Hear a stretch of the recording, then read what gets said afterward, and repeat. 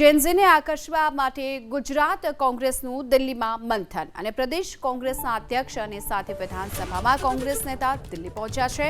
અમિત ચાવડા, તુષાર ચૌધરી અને પ્રભારી મુકુલ વાસનિકની હાઈકમાન્ડ સાથે બેઠક અને આજની આ બેઠક જેમાં ગુજરાત કોંગ્રેસના સંગઠન અંગે લેવાઈ શકે છે મોટા નિર્ણયો।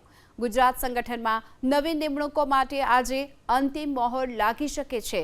સંગઠનની નવી નિમણૂકોમાં જેનઝી અને યુવાનોએ સ્થાન આપવા માટે કોંગ્રેસની કવાયત પણ છે। આ સંગઠનમાં નવા ચહેરાઓ અને યુવાનોને પણ સ્થાન આપવામાં આવશે।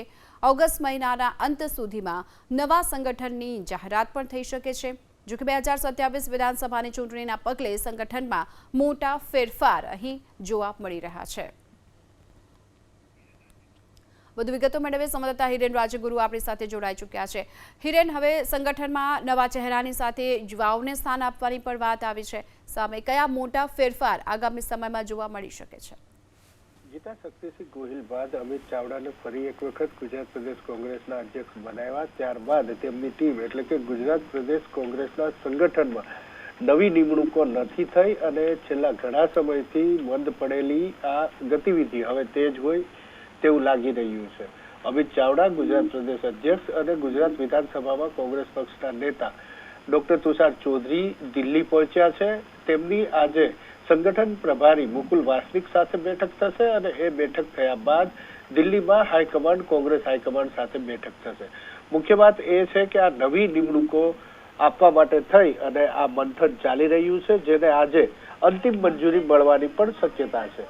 સાથે જ જેનઝી અને યુવાનોને આકર્ષવા માટે થઈ અને સંગઠનની અંદર આવા યુવા અને નવા ચહેરાઓને વધારે સ્થાન મળે એ પ્રકારેની તૈયારી અમિત ચાવડા અહીંથી કરી અને દિલ્હી પહોંચ્યા છે। લાગી રહ્યું છે કે તેમણે કરેલી તૈયારી મુજબ દિલ્હી કોંગ્રેસ હાઈકમાન્ડ તેમને મંજૂરી આપે તો ઓગસ્ટ મહિનાના અંત સુધીમાં નવા સંગઠનની નિમણૂક જાહેર થઈ શકે છે, કારણ કે ગુજરાત વિધાનસભાની ચૂંટણી આગામી વર્ષે વિધાનસભાની 2027માં લગભગ 2027ના અંત સુધીમાં ચૂંટણી આવવાની છે અને એવા સમયે સંગઠનમાં નિમણૂક એ અત્યંત જરૂરી છે। પરંતુ જે રીતે અત્યારે રાજ્ય અને દેશની અંદર માહોલ છે તો કોંગ્રેસ તેનો લાભ ઉઠાવવા માટે થઈ જેનઝી અને યુવાનોને વધુમાં વધુ પ્રમોટ કરે તે પ્રકારેની માહિતી મળી રહી છે। જી, આભાર આપનો આ સમગ્ર માહિતી માટે।